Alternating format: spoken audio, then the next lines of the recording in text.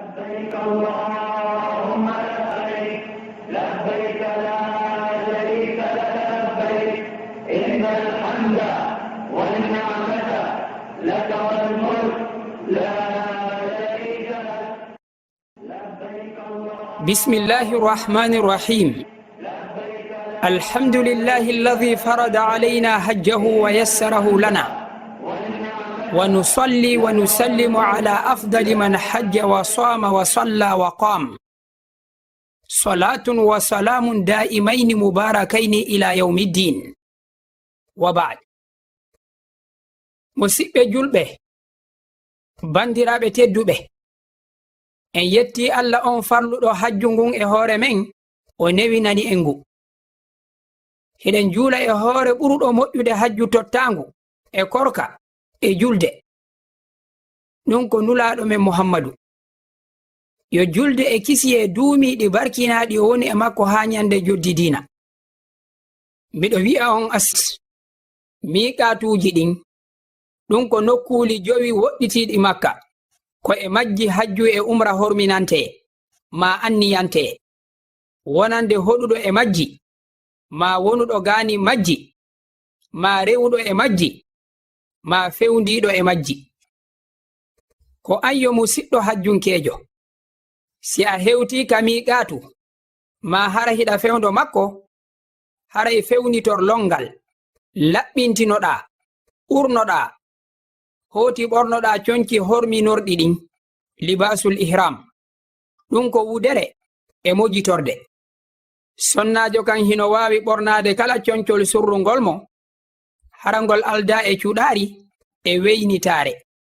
Hino yiɗaande hormina gongol laatoto batte julde farilla, si hawri saa'i on ko fewndo waɓutu farilla. Si tawi non hina fewndo farilla, haray hiɗa waawi juulude darɗe ɗiɗi fii sunna salligi on. Hoti anniyoɗaa naatangol hajju ngun. Hajju non ko dewe tati ma noneji tati, suɓoɗaa gooto e majji.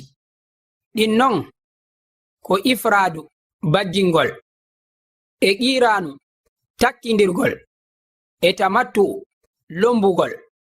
Ko woni ifraadu, bajjingol, ko horminangol hajju tun hara umra tawaaka. Ko woni qiiraanu, takkindirgol, ko horminangol umra e hajju nde wootere, lutta e horminande ma nden hara a dagintinaali haa hajju ngun timma. Ko woni non tamattu, lombugol, ko horminangol umra ka nder lebbi hajju, ɗum ko juldaandu e sabbordu donkin e donkin. Ɓawto umra on o dagintina, hoti o horminanoyo hajju e nder nden hitaande kadi. Si a faandanike ifraadu, bajjingol, haray wi'u labbayka hajja, joomi mi notoriima hajju. Awa si a suɓi non qiiraanu, takkindirgol, wi'u labbayka umratan wa hajja, joomi mi notoriima umra e hajju. Si a faandani non tamattu'u, lombugol, haray wi'u labbayka umra, joomi mi notoriima umra. On se fuɗɗoɗaa labbingol ngol, wi'ugol labbayka. Labbayka allahumma labbayk, labbayka la sharika laka labbayk, inna alhamda wan ni'mata laka wal mulk la sharika lak. Mi notike ma joomi an, mi notike ma, mi notike ma, kafidiiɗo wo alanaama, mi notike ma. Pellet yettore nden e nema on ko an herani, ko wano non kadi laamu ngu, kafidiiɗo wo alanaama. Worɓe ɓen townay hitooji maɓɓe ɗin, sonnaaɓe ɓen non ko yo sowndito. ɗuɗɗina fillitagol ɗum haa hewta Makka, naatana wangagol ngol. Andu wondema ka natanɗa wo dewal ngal suɓiɗa ngal ka hajju, haray hino harman ma huwugol yoga e piiji haa dagintina hormande ma nden.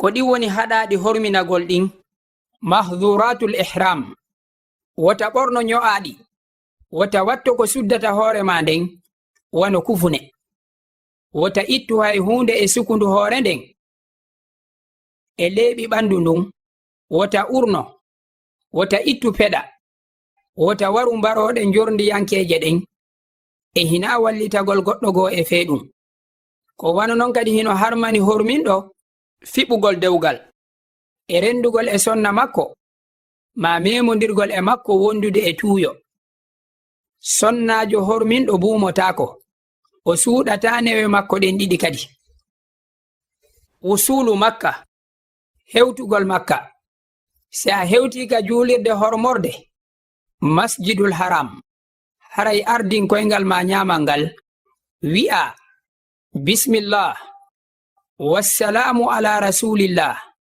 allahumma ighfir li dhunubi waftah li abwaba rahmatik en fuɗɗori inde Allah kisiye woni e hoore nulaɗo Allah on joomi hafranan bakkatuji an ɗin udditanalan dambuɗe yurmende ma nden naata wondude e yankinare e jebbilare e mawningol Allah seniɗo e dow anditugol nema makko on e hoore ma sabu newinangol ma hewtugol ka suudu makko tawaful qudum wango hewtirgo hoti yaru hella ka suudu kaaba ko adi a natande wanga gongol taƴu labbina gongol hoti mojora sengo ɗum ko waɗugol tumbo mojjitorde nden ka ley nokima nyami seraji ɗin ɗiɗi ka dow balawal nanal ko ɗum woni al idtiba mojorgol sengo ɗum ko hertani ɗum go wango ɗo tun